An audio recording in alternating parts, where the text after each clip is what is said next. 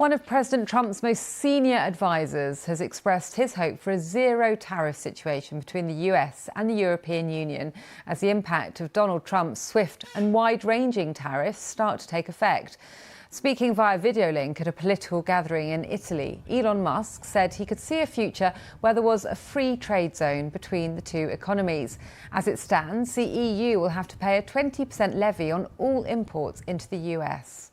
World leaders have continued to react to the new economic order, with the British Prime Minister Sir Keir Starmer and the French President Emmanuel Macron promising to coordinate their positions on any retaliatory action.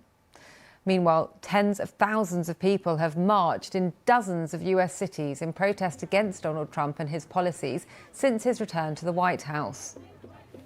Well, I'm joined now by Peter Draper, the Executive Director for the Institute for International Trade at Adelaide University.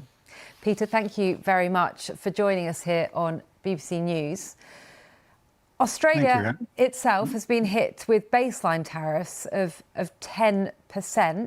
The Prime Minister, Anthony Albanese, said the nation wouldn't introduce its own tariffs in return. So what do you make of the position that Australia finds itself in now? I think it's the correct decision that the Prime Minister has taken.